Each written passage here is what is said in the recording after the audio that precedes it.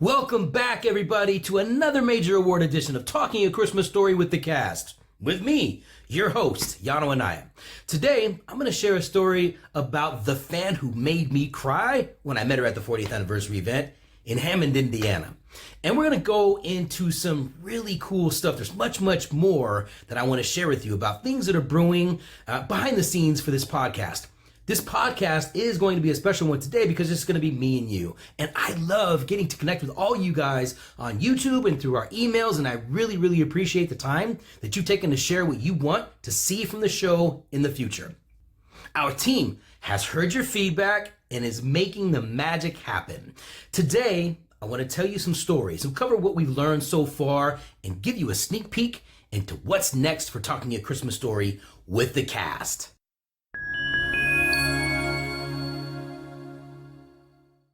There are some truly exciting things that we're about to unwrap. Creating these first 10 episodes has taken me back in time, back to the snowy playground at recess, to the magic of unboxing the leg lamp, and through so many memories of how these legendary moments came to be.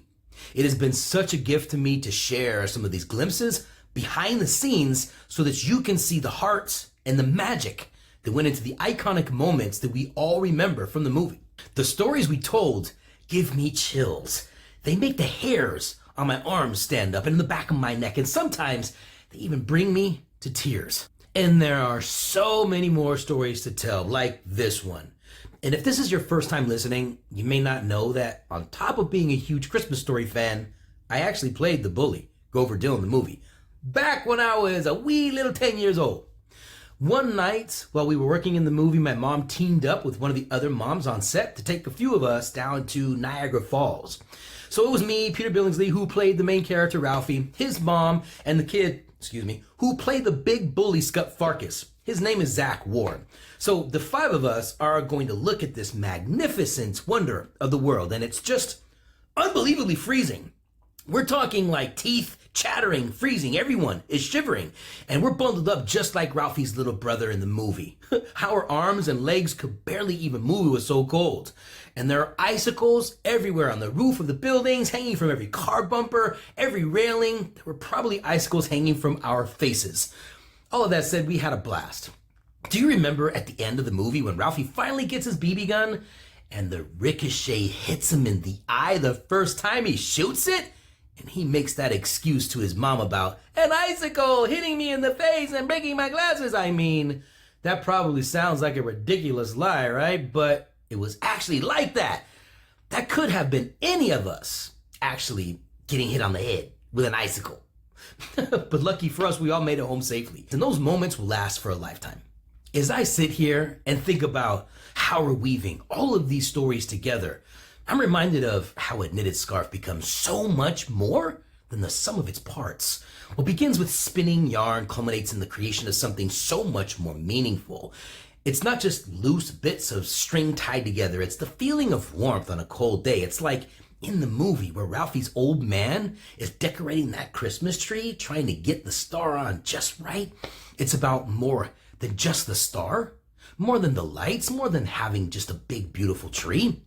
It's about how all of those things come together and become immortalized in our family traditions and our memories.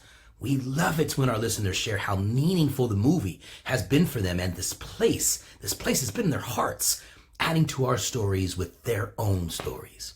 As a matter of fact, last year at the 40th anniversary event, I met a family of 5, and I asked the mom, hey, what does this movie mean to you? She started saying, this movie has been in her life since she was a little girl, and to my total surprise, I heard her voice get a little bit choked up and saw tears well up in her eyes. And in that moment, she started to cry. I felt my breath catch in my chest and my heart started to flutter as I realized that I had asked a way bigger question than I could even have imagined.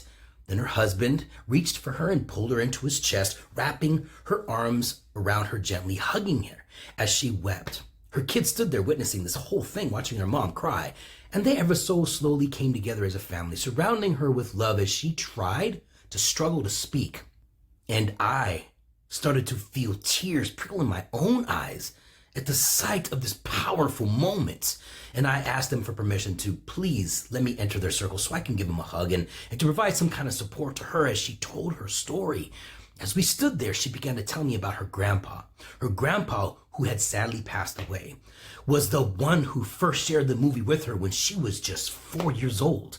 They had developed a very special tradition. Each year, they would cuddle up on their couch and watch the movie and eat big bowls of popcorn together, and this tradition went on for so many years. She told me that to this day the memories made such an impact in her life that she still remembers her grandpa's scent every time the movie plays. I was absolutely awestruck by the important role that the movie and these memories around it continue to have in her life.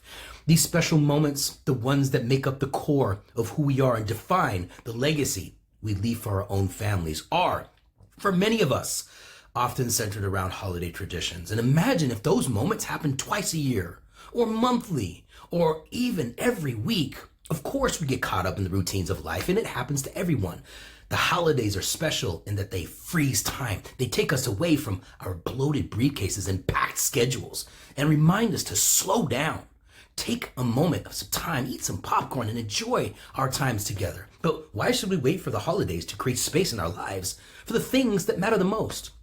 Tomorrow is never promised, right? And it's up to us to show up for our loved ones in March and in August, just like we do in December. We have to show up on Mondays and Thursdays, not just holidays.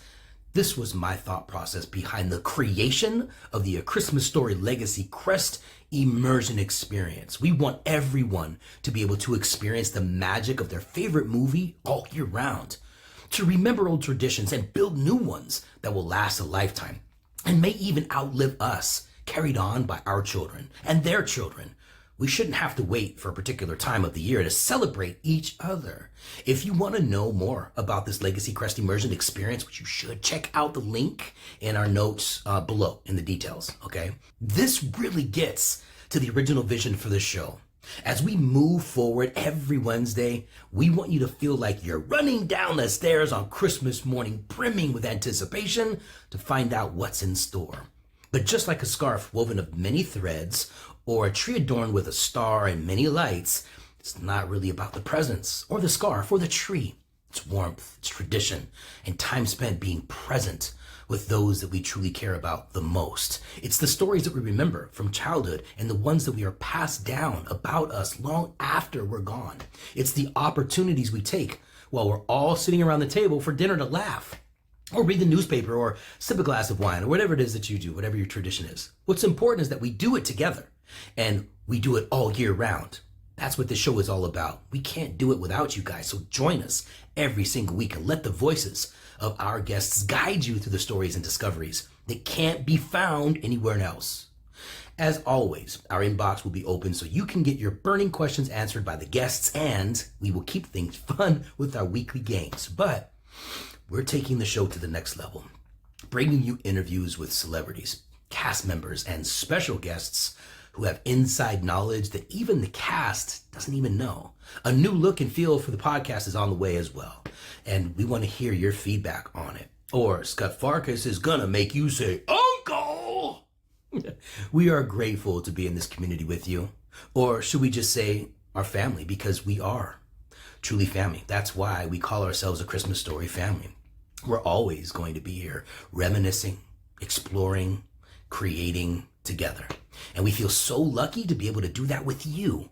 As we conclude today's show, I think it's really important to remember that this is more than just a podcast about the movie A Christmas Story. It's a chance for us to connect with each other and keep the magic of the movie alive for our generation, and to create and build new family traditions for generations to come.